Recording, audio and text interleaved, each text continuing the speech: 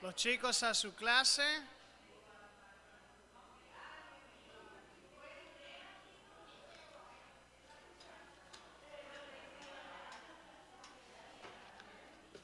Los adultos a sus lugares.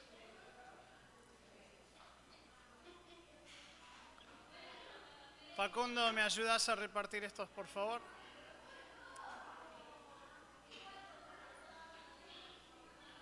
Gracias. Vamos a comenzar. O movemos la reunión a la cocina.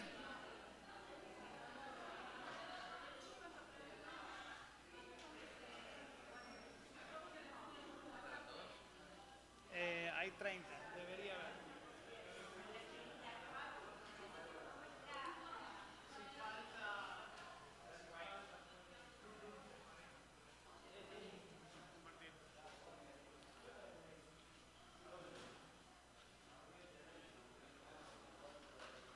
Les recuerdo el estudio que estamos haciendo en estas primeras, no recuerdo cuántos, son 8 o 9 semanas, algo así. Es lo mismo que tienen aquellos que han hecho la clase membresía en su manual del miembro. Entonces, si quieren traer eso para ir siguiendo, pueden. Si no lo han tirado o perdido por ahí. Y la idea es que aquellos quienes no han completado la clase de membresía lo hagan por este medio. Luego de ver estas, creo que son 6, 7 lecciones que del resto de esta serie, vamos a ver una serie de fundamentos que creemos que también va a darnos a todos un buen fundamento. O reforzar el que tenemos. Entonces, para los que no son miembros aún, presten atención porque esto son cosas que ejercemos o buscamos ejercer en la iglesia para ser un miembro, y también los que ya somos miembros, siempre hace falta correrlo de vuelta al lóbulo frontal, mantenerlo siempre pendiente. Porque nos olvidamos, es interesante cómo nos olvidamos pronto de cosas importantes. Entonces vamos a ir a la palabra, vamos a ir a Dios en oración y luego su palabra para ver qué debemos hacer como miembros de su cuerpo. Padre amado, gracias por tu amor y tu bondad que nos muestras diariamente, la misericordia que no merecemos, pero tú lo has provisto por medio de Jesucristo nuestro Salvador. Te pido, Señor, que en esta mañana nos ayudes a cada uno a enfocar nuestras mentes y corazones en tu voluntad para nuestras vidas. Te pedimos por aquellos quienes no están, si están en camino o aún si no vendrán, Señor, te pido que sigas obrando en sus vidas para que puedan también compartir tus grandezas en tu palabra. Ayúdanos, Señor, ser unidos en buscar tu voluntad, no solamente para nuestras vidas individuales, sino también para la iglesia, que es tu iglesia. Ayúdanos a mantener eso siempre al frente y tratarlo como tu iglesia. Y en el nombre de Jesucristo pido todo esto. Amén. Bueno, Jorge Pena.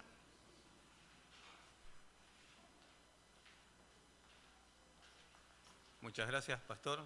Muy buenos días, queridos hermanos. Es un placer y un privilegio, como siempre, poder estar juntos para compartir la palabra de Dios, ¿no es cierto? Bueno, en el tema que nos toca en esta mañana, siguiendo la serie de membresía, es membresía en unidad, ¿no es cierto? Y vamos a ver 3 acciones que Dios nos manda a realizar en la iglesia como parte de su cuerpo, ¿no es cierto? En primer lugar, es importante, siempre es importante cuando hablamos de la comunidad de fe, comprender que hay algo que nos relaciona a todos nosotros y es justamente el amor.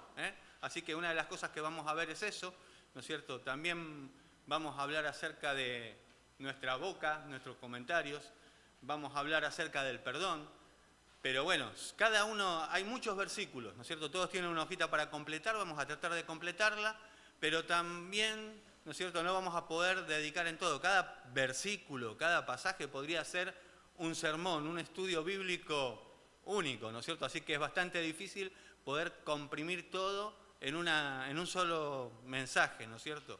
Pero bueno, vamos a tratar de dedicar tiempo a algunos de los versículos y otros solamente los vamos a mencionar, ¿eh? Así que bueno, vamos a la palabra de Dios. Así que como dijimos recién, en primer lugar vamos a hablar un poco acerca del amor. Y hay un versículo que tienen ahí en la hojita, ¿no es cierto? Bueno, es necesario entender, ¿no es cierto? La primera acción sería esta, es necesario entender la importancia, y ahí en la hojita tienen que llenar, ¿no es cierto? La palabra amor, ¿eh? Es importante entender la importancia del amor para la unidad, ¿eh? Y el primer versículo que tenemos ahí es Juan 13:35. Y este sí les voy a pedir que lo busquemos, vamos a tratar de buscar todos, vamos a ir tratando de aprovechar bien el tiempo también.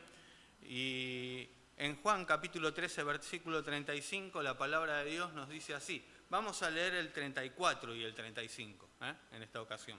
Dice así la palabra del Señor. Un mandamiento nuevo os doy, que os améis unos a otros, como yo os he amado, que también os améis unos a otros. En esto conocerán todos que sois mis discípulos, si tuviereis amor los unos por los otros. ¿Lo repetimos? Un mandamiento nuevo os doy, que os améis unos a otros, como yo os he amado, que también os améis unos a otros. En esto conocerán todos que sois mis discípulos, si tuviereis amor los unos por los otros.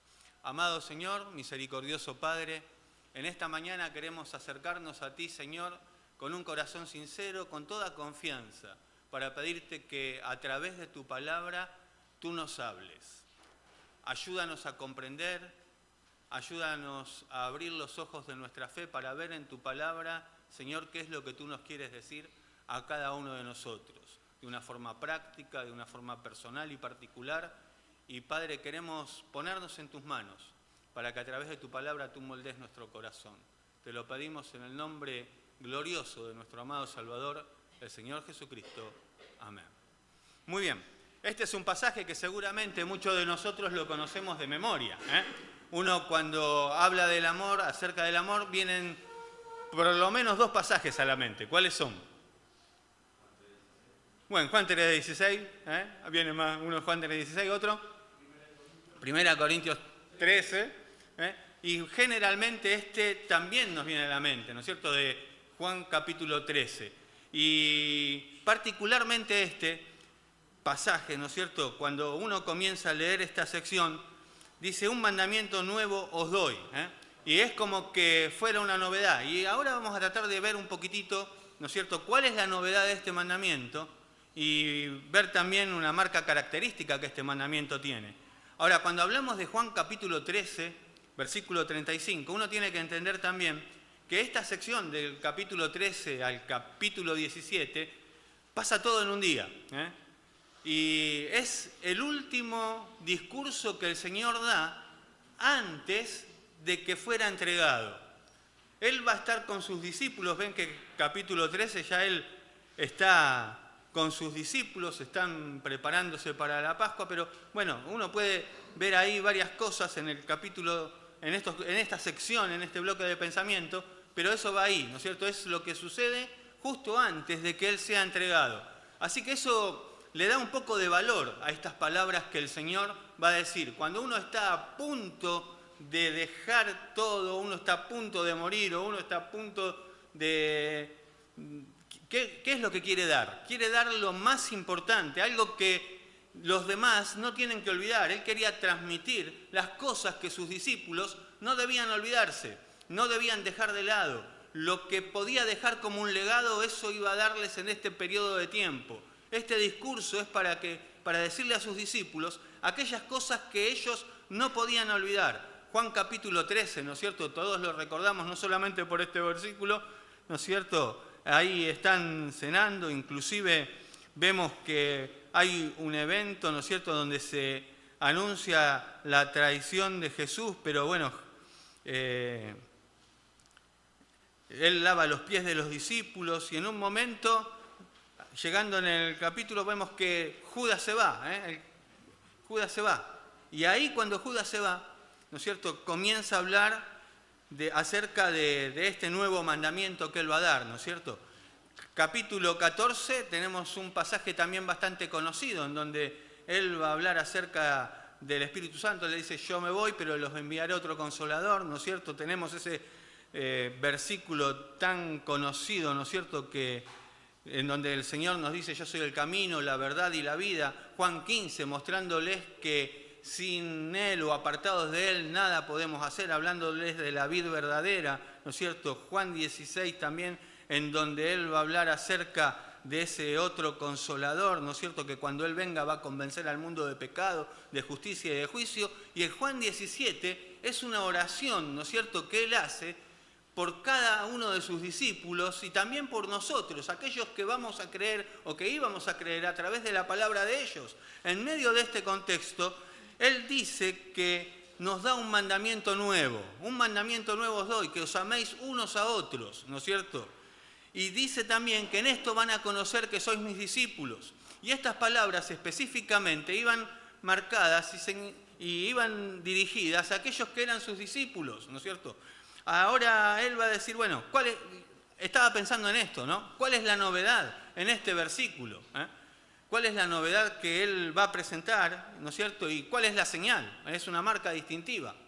Así que acá hay una novedad, pero también hay una señal, ¿no es cierto?, que Él va a poner en estos pasajes, en estos versículos. Así que ellos, evidentemente, como judíos tenían mandamientos de amar. Recordamos algunos, ¿no es cierto?, de esos mandamientos.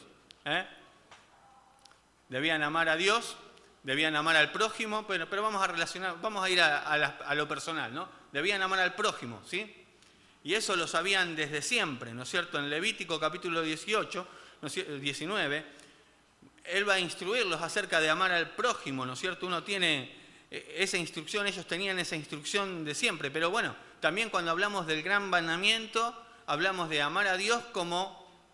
Con todo nuestro corazón, con toda nuestra mente, con todo. Y al prójimo como a nosotros mismos, ¿no es cierto? Así que Dios les había dado mandamientos en cuanto a amar de una manera desde siempre, ¿no es cierto? Ellos tenían en claro.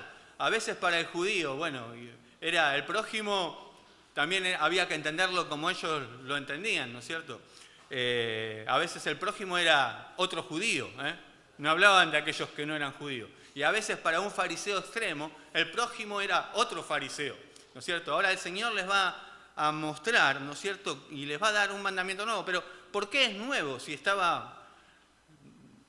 Dios les estaba mandando a amar desde hace bastante tiempo, ¿no es cierto?, a través de la palabra de Dios, a través de la enseñanza y la instrucción que ellos tenían? Ellos sabían que tenían que amar, ¿no es cierto?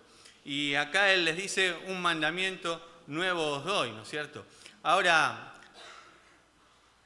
la novedad en este mandamiento la podemos encontrar allí. Dice, un mandamiento nuevo os doy, que os améis unos a otros como yo os he amado. Hasta ahora el mandamiento era, amá a tu prójimo como a ti mismo. Y eso ya era una medida bastante alta, ¿no es cierto? ¿Cómo nos amamos a nosotros mismos? Seguramente hoy se levantaron a la mañana, se miraron al espejo y dijeron, qué lindo que soy. ¿Cómo me voy? Y nos apreciamos, ¿no es cierto?, sobremanera. Y todos nosotros eso lo entendemos bastante bien. Pero cuando tomamos esta sola medida, ¿no es cierto?, uno dice, ahí todavía me falta mucho para amar al que tengo al lado como a mí mismo. Mirá el que tenés al lado. ¿Lo amás como a vos mismo? ¿O como a vos misma? A veces tenés a tu esposa al lado, la tenés que amar más que a vos mismo. ¿Sí? Así que bueno, uno ve ahí, ¿no? Y lo novedoso, la novedad de este pasaje es que cambió la medida. Por eso es un mandamiento nuevo. Ya no es amar a tu prójimo como a ti mismo, ¿no es cierto?, sino que cuando habla de los discípulos, cuando habla de los otros discípulos, cuando habla de aquellos que forman parte de la comunidad de fe, Él va a decir que se amen como yo los he amado. Jesús está diciendo, ámense como yo los amé. Ya no es como a mí mismo, es como el Señor nos amó. La vara, si ya estaba alta, pasó a estar a otro límite, ¿no es cierto? Si para nosotros era ya difícil como algo imposible, amar al otro como a mí mismo, ya ahora la medida para la familia de la fe es amarlos como Jesús me amó a mí. Y ya ahí realmente nos está superando, ¿no es cierto? Uno dice, bueno, ¿cómo puedo hacer esto? Y esa es la novedad en este versículo. Ya cambió la medida y ahora tengo que amar como Jesús me ama a mí. Ahora uno puede pensar en estas palabras, puede pensar en Jesús, puede pensar en lo que Él hizo, y ellos obviamente habían estado tiempo con Jesús, le habían visto caminar por las calles, predicar a las personas necesitadas, sanar a los enfermos, suplir necesidades, les había llevado a ellos por el camino de la vida cristiana, le conocían íntimamente, sabían cómo Jesús era, sabían cómo Jesús les amaba, sabían cómo Jesús se había manejado, inclusive en este capítulo 3 se había lavado los pies de sus discípulos, les seguía enseñando como quien tiene autoridad, ¿no es cierto?, decían las personas en su tiempo, no como los fariseos. Y ellos habían establecido una relación y conocían al Salvador de una manera íntima, en donde habían podido caminar con Él y ver que todo lo que Él estaba enseñando realmente era algo que Él vivía, y la entrega que Él tenía, y la entrega que iba a tener después, porque inclusive después de esto va a ser entregado, va a ir a la cruz. Y cuando cae de la cruz en la tumba, sale de la tumba, porque Él vive y vive para siempre, permanece, y va a buscar a sus discípulos y va a hablar con ellos. Ahora, Él tenía una entrega completa por aquellos que Él amaba desde el principio. Así que cuando uno piensa en esto, piensa en el ejemplo que nosotros tenemos que seguir y el modelo y la vara que Él nos puso, y la verdad que pensamos esto es imposible de realizar. Hay un versículo que también nosotros conocemos bien, que Pedro lo menciona en su carta, que dice que Jesús nos dio ejemplo para que sigamos sus pisadas. Y ahí dentro de ese versículo, de ese pasaje, de esos dos versículos, va a decir que cuando le maldecían no respondía con maldición, sino que encomendaba la causa al que juzga justamente. Pero él dice que Jesús es nuestro ejemplo para que sigamos sus pisadas. Y él está mostrando eso también en este pasaje. La medida no sos vos, no soy yo, es Jesús. Y cuando usa esta palabra, Pedro dice, Él es el upogramos, Él es el ejemplo que está en alto a la vista de todos. Por ejemplo, acá tenemos varios carteles, ¿sí? Fíjense en allá atrás, pueden darse vuelta, pueden mirar. Cada uno siga uno. El upogramos es el ejemplo que tenemos ahí con una consigna que tenemos que seguir. Cada uno gane a uno, cada uno guíe a uno, cada uno tome uno, ¿no es cierto? O toma una materia, bueno, cada uno toma una materia. Y bueno, es el ejemplo que está puesto ahí por delante de nosotros para que lo veamos y podamos seguirlo. Bueno, Jesús es eso, es el upogramos, el ejemplo que tenemos nosotros que seguir. Pablo le dice a Timoteo en su carta, ¿no es cierto? Tú sé ejemplo en conducta, palabra, fe, espíritu, pureza. Esa palabra ejemplo es otra palabra, tipos.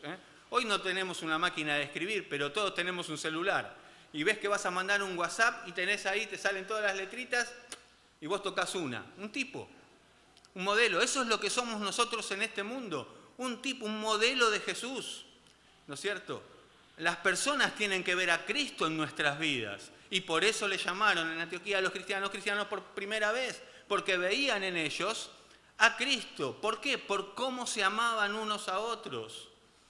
Así que Él va a poner un modelo, una medida, y la medida es Cristo. Ahora, uno dice, es imposible, ¿cómo puedo hacerlo como Cristo lo hizo?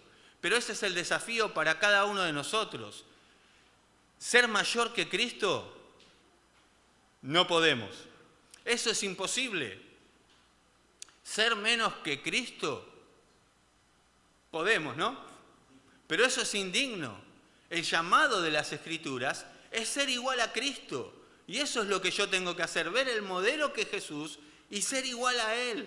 Vivir como aquellos cristianos que seguían ese modelo y esa regla. Ahora, ¿cómo estamos viviendo nosotros?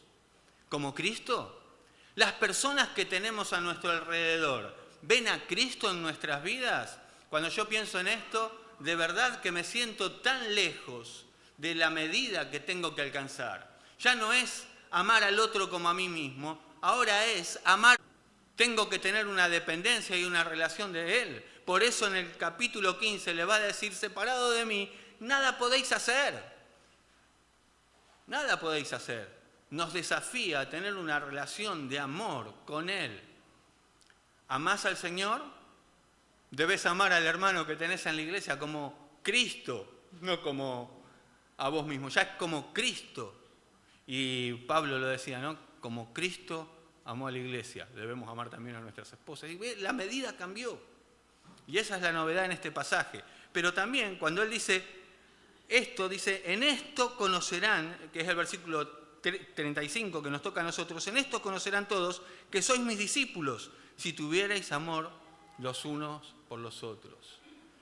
Esto también es llamativo, ¿no es cierto? Porque esta es la señal. Nos pone una novedad, pero también nos da una señal.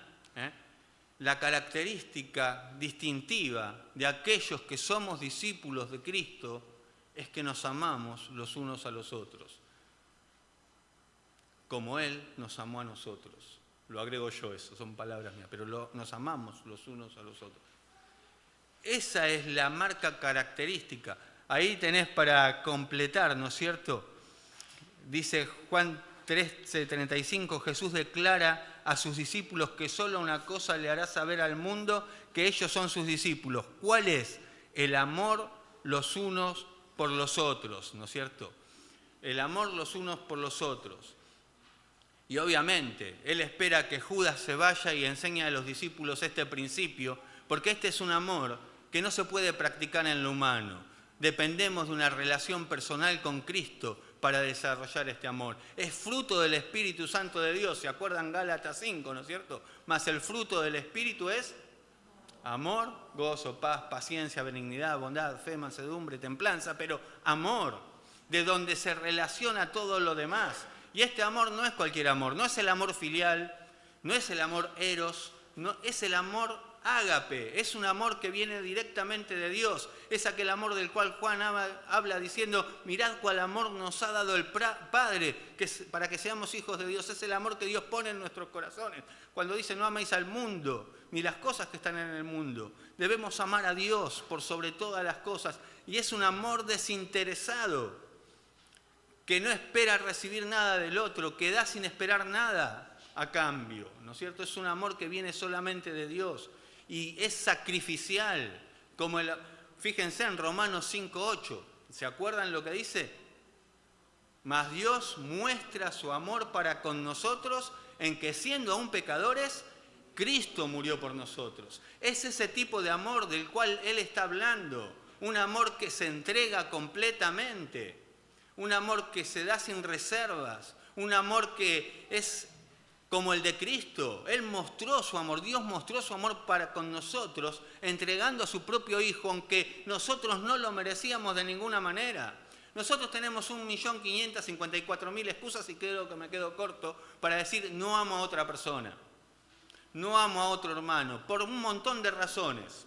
¿No es cierto? Tenemos excusa para todo. Yo a veces digo, yo soy un maestro en el arte de las excusas. Antes de decirlo, lo voy a decir. Y yo siempre tengo un dicho, digo, desde que se inventaron las excusas todo el mundo queda bien. Todo lo justificamos, ¿no es cierto? Tenemos excusa para todo. Ahora, cuando me mido con la palabra de Dios y cuando me mido con el Dios de la palabra, se me terminan las excusas. Tengo que poner los ojos en Jesús y seguir caminando en ese rumbo. Y eso no lo puedo hacer sin la ayuda de Dios para poder hacerlo. Y tengo que imitar a Cristo. Él es el único modelo que puedo seguir para mirar a Jesús. Yo no podría decir como Pablo le decía a sus hermanos de las diferentes iglesias cuando decía, sed imitadores de mí como yo de Cristo. ¿Podemos decir eso? Espero que sí, ustedes. Pero yo me siento muy lejos de poder decir esas palabras que decía Pablo. Pero es lo que tenemos que hacer. Imitar a Cristo. Y las demás personas puedan ver a Cristo en nosotros. Y al seguirnos, puedan estar siguiendo a Cristo. Y eso es lo que él está diciendo. Deben amarse. Esta es una característica de una manera que el mundo no conoce. Y así vivían los primeros cristianos. Los vemos en persecuciones, predicando el Evangelio, en diferentes situaciones y circunstancias. Y el libro de los Hechos, no tenemos tiempo para ver nada ahí, pero dice que ellos estaban juntos, comían con alegría, sencillez de corazón, perseveraban unánimes en la palabra, ¿no es cierto?, en las oraciones, en el partimiento del pan. Y esas dos palabras juntos, perseveraban unánimes, a mí me habla de una actitud que ellos tenían basadas en el amor, unos por otros. Primero la constancia. No podían estar sin estar juntos. Y ahora faltamos tan fácil a la iglesia. Espero que cuando faltes extrañes, porque eso sería una marca característica, ¿no es cierto? Nuestro anhelo, nuestro deseo, y nos palpita el corazón durante la semana, esperando el día domingo para estar juntos, compartiendo con alegría, sencillez de corazón la adoración. Eso es amor. Así que, en segundo lugar, unánimes significa que tenían un mismo ánimo. Estaban todos con un mismo ánimo. ¿Viste cuando nos preparamos los domingos para ir a la iglesia, ¿no es cierto?, para venir a adorar al Señor? ¿Venimos con un mismo ánimo? Miren las caras a su alrededor. A veces uno mira de acá adelante, puede ver todas las caras. Esa es la ventaja que tengo al estar acá adelante. Pero los hermanos en aquel tiempo venían y perseveraban con constancia y estaban animados. Unánime significa de un mismo ánimo. Y viste que a veces tenés que andar acarreando a los demás, ¿no? Otra vez a la iglesia, domingo, tengo que levantarme temprano. A las 9:30 de la mañana desayuno en la iglesia. No, a las 9, ¿no? O a las 9:30, yo ya no sé el horario. Pero, y ahí estamos, parece que nos tienen que acarrear, pero ¿no tenemos el mismo ánimo que tenían los cristianos del principio? ¿Qué es lo que cambió? La palabra de Dios no cambió. Dios no cambió tampoco. Dios, es nuestra oración, es mi oración, que Dios anime nuestro corazón, para que nuestro corazón palpite por las cosas que palpita el corazón de Dios. Ahora, no les pidió que tuvieran... el Señor cuando les pide esto, quiere dejar su legado, no les dice, bueno, acuérdense de todas mis enseñanzas. El Espíritu Santo se las iba a hacer acordar. Pero no les habló de teología. Me llama la atención, ¿no? Cuando uno estudia estos pasajes, de verdad que mi forma de hacerlo es, bueno, observación, correlación, interpretación, y llego a la aplicación, ¿no es cierto? Así que miro el pasaje y trato de ver los detalles. Y fíjate, él no les va a hablar de teología, les dice amor. Yo tal vez si tuviera que dejar un legado y quisiera que una persona que amo pueda estar enfocada en Dios hoy en día, le diría, bueno, fíjate en la palabra de Dios. Pero obviamente no es menos importante la palabra de Dios, ni es más importante el amor, porque si tenés amor a Cristo vas a tener amor a su palabra y vas a estar inmerso en su palabra. Pero Él les dijo, ámense, esta es la señal, ámense unos a otros. ¿Sabés? Podemos llenar nuestra cabeza de teología, pero si no tenemos amor, bueno, eso nos va a llevar a otro pasaje, ahora sí vamos a avanzar rápido. En Efesios capítulo 1, versículos 15 y 16, pueden buscarlo, ¿no es cierto?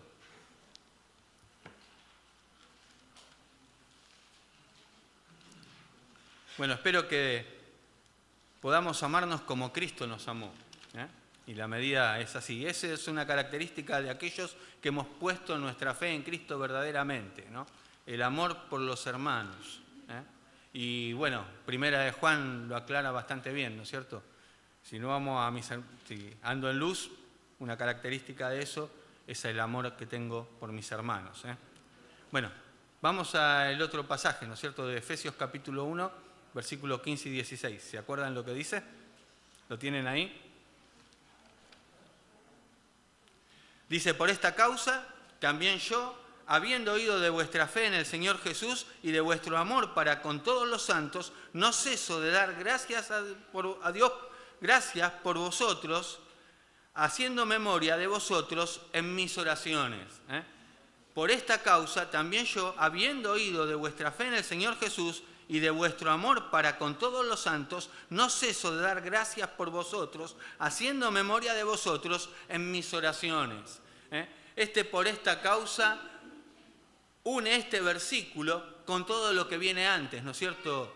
Él comenzó allí y esto es lo que es, comenzó adorando a Dios, ¿no es cierto?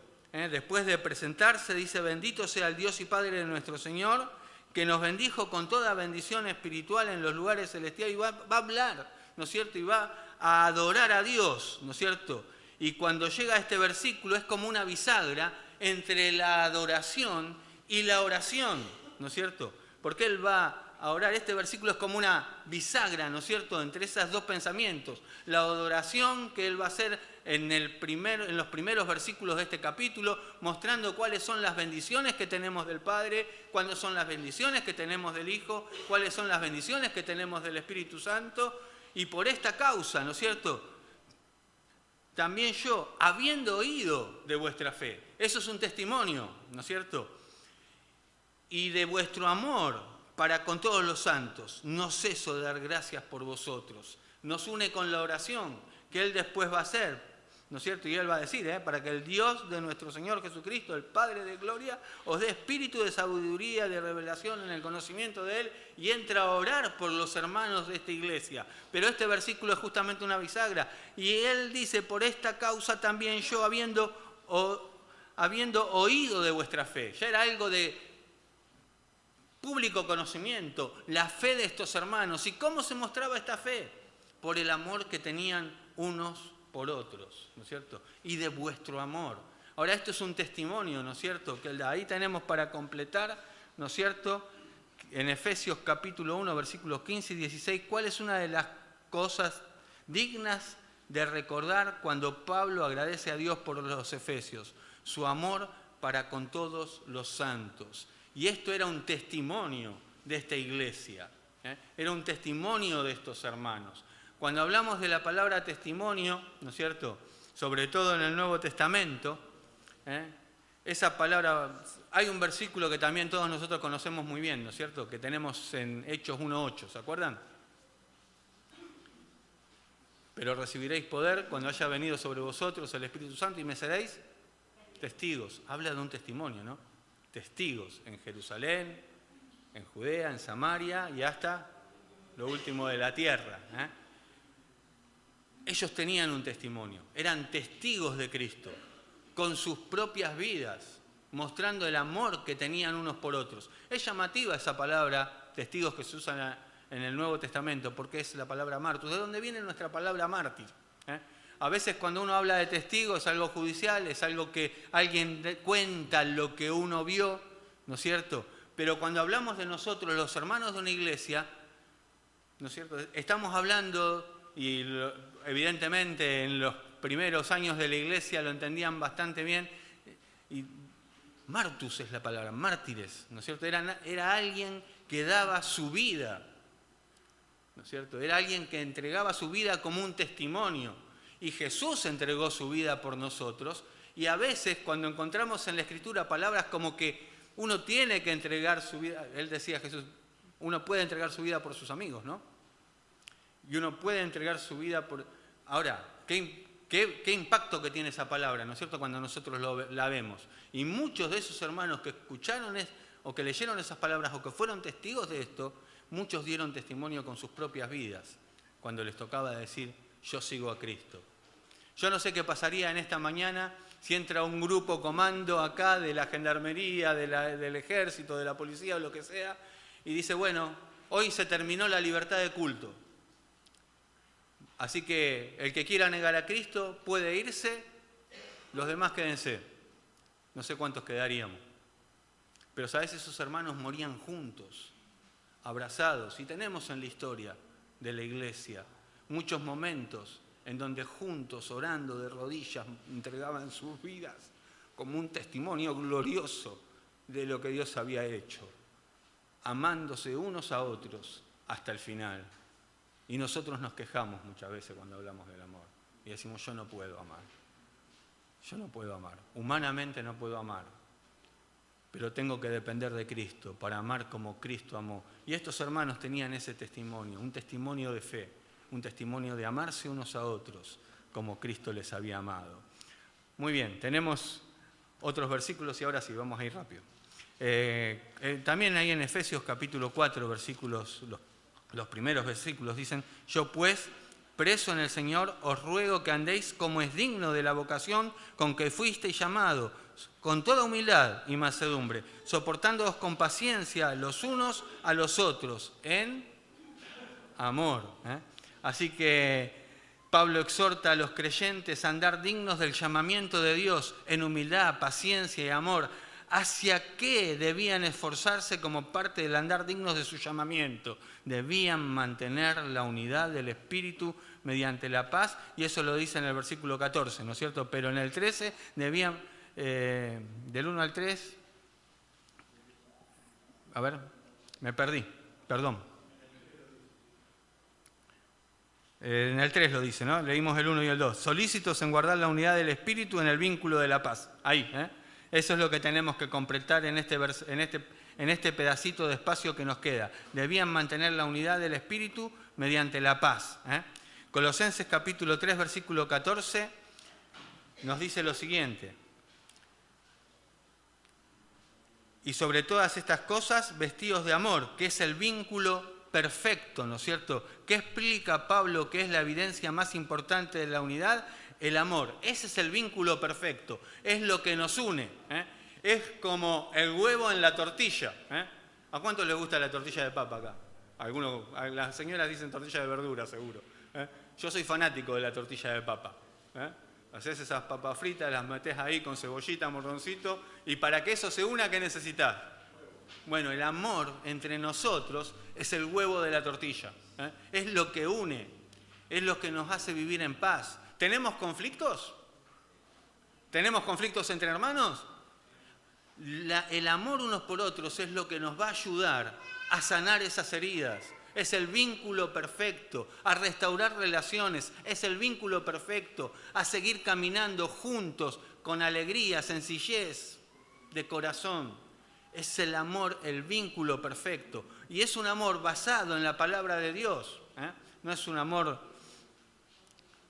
sentimiento nada más. Porque muchas veces no siento. Pero ese amor no está basado en sentimientos. Está basado en la verdad eterna de la palabra de Dios. Y cuando no lo siento, debo doblar mis rodillas. Porque esa es la forma en que Dios moldea mi corazón, para que mi corazón lata por las cosas que late su corazón. Nunca voy a poder tener el corazón de Dios si no empiezo por las rodillas, humillándome delante de la presencia de Dios. Nunca me voy a humillar delante de un hermano si primeramente no me humillo delante de Dios, que me muestra toda mi miseria y cómo Él me amó hasta lo más profundo, mostrando su misericordia.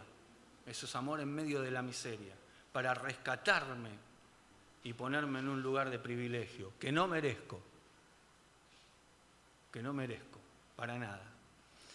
Así que bueno, ese es el vínculo perfecto. El amor cubrirá todas las faltas también, ¿no es cierto? Y es lo que nos ayuda a sanar. Bueno, al tratar con una iglesia dividida de 1 Corintios, ¿se acuerdan lo que pasaba en 1 Corintios, no es cierto? Algunos hermanos ahí en el capítulo 1, y tenés justamente esa cita del 10 al 17, decían: yo soy de Cefas, yo soy de Apolos, yo soy de Pablo. Y nunca falta un grupo súper espiritual que dice: no, yo soy de Cristo.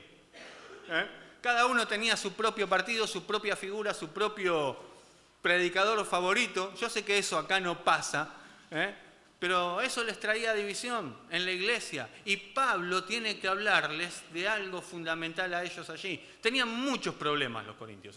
Uno de estos era divisiones, problemas en el matrimonio, problemas con la inmoralidad, problemas en la cena del Señor, problemas con los dones espirituales. Si querés encontrar una iglesia problemática, la de 1 Corintios lo tenía todo.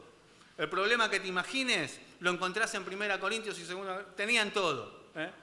Yo a veces digo: esa es una iglesia en la que yo tendría que ir, no me tengo que preocupar por nada. Si voy a una buena iglesia, la arruino. Esta ya estaba arruinada. La verdad que esa es la iglesia que yo podría haber elegido, porque ya no la podía arruinar, ya estaba. Pero Pablo tiene que hablarles a ellos acerca de eso, ¿no es cierto? Para completar ahí, Pablo ocupa un capítulo completo que nosotros dijimos y lo mencionamos. Jorge nos dijo, ¿no? El capítulo 13, para hablarles de una sola cosa. ¿Cuál era? El amor. Ahora, ¿sabés? Capítulo 12, 13 y 14 son una maravilla. Pablo describe los dones espirituales. Después les dice, porque vieron que somos muy competitivos a veces, y ellos tenían ese problema también, ¿no? Querían lo que era más espectacular, más sobresaliente, y todos querían ser el número 1. Bueno, o el número 10, el Messi de la iglesia querían ser todos. Así que querían lo más espectacular, lo más sobresaliente. No tenemos tiempo para estudiarlo todo, pero él describe los dones. Después les dice que esos dones deben ser usados en amor. ¿Se acuerdan cómo empieza el capítulo 13 de 1 Corintios, no es cierto? ¿Vieron? Si yo hablase lenguas humanas y angélicas, fíjense en que terminó el capítulo anterior diciendo, procurad pues los dones mejores, mas yo os muestro un camino más excelente. ¿Cuál es? Usar esos dones en amor, pero en el verdadero amor, el amor de Dios. Y Él les dice, si yo hablase lenguas humanas y angélicas y no tengo amor, vengo a ser como metal que resuena o címbalo que retiñe. Si tuviese toda la profecía y entendiese todos los misterios, toda ciencia, y si tuviese toda la fe, de tal manera que trasladase a los montes y no tengo amor, nada soy. Si repartiese todos mis bienes para dar de comer a los pobres, y si entregase mi cuerpo para ser quemado y no tengo amor, de nada me sirve. Y después lo define, ¿no es cierto? Pero son una serie de condicionales. Puedo tener toda la teología, puedo tener toda la entrega, puedo tener toda la sabiduría, puedo tener todo el entendimiento, pero si no tengo amor, soy como metal que resuena, címbalo que retiñe. Algo frío, vacío, frívolo, que no tiene ningún sentido. Y fíjense, él lo va a marcar, ¿no es cierto? Nada soy, de nada me sirve. Categórico, ¿no es cierto? Y después habla acerca de lo que es el verdadero amor, que nunca deja de ser, ¿no es cierto? Pero él les dice eso. Ustedes buscan lo más espectacular, pero yo les voy a mostrar un camino más excelente, andar en el amor de Dios. Y esos dones espirituales deben ser utilizados en amor. Y el capítulo 14 hay una palabra que se repite por todo el capítulo. ¿Se acuerdan cuál es? Para edificación. Márquenla ahí. Va a hablar acerca de las lenguas, ¿no es cierto? Pero él va a mencionar edificación. Edifica la iglesia, para edificación, ¿no es cierto? Lo va a mencionar varias veces, ¿no es cierto? Y él les está mostrando que tienen que ser utilizados en amor, pero tienen que ser utilizados para edificación unos por otros. Y eso es lo que hace el amor, edifica, ¿no es cierto? Ahora, eso en cuanto al amor. Y la pregunta del millón en esta sección es, ¿estamos amando como Cristo amó? Muy bien, seguimos llenando. Dice, bueno, ahora el chisme. Es necesario dejar el chisme y no hablar lo negativo, ¿no es cierto? Entre la lista de 7 cosas que Dios aborrece de Proverbios 6:19, ¿cuál es la que se menciona en el versículo 19? Perdón. El que siembra... Perdón. Vamos a cortar aquí por tiempo y vamos a ver el resto la semana que viene. ¿Sí? Entonces, si quieres resumir ese primer... has resumido bien el primer punto, entonces danos con la oración y seguimos. Muy bien, resumimos el primer punto, como nos dice el pastor.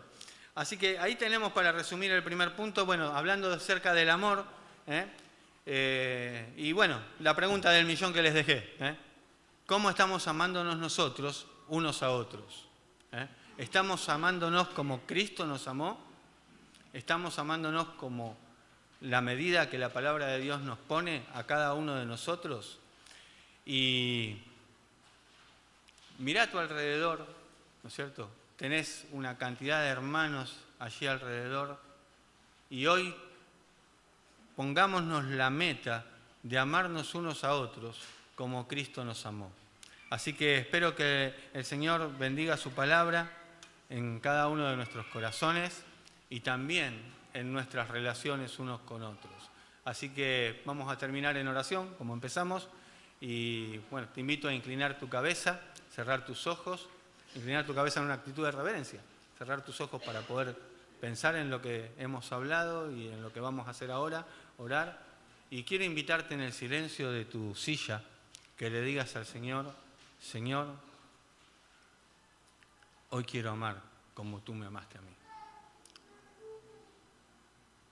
Tómate un minuto y si el Señor te habló en algo en este tiempito, compartilo con el Señor en el silencio de tu corazón. Este amor es una marca característica de aquellos que hemos puesto nuestra fe en Cristo.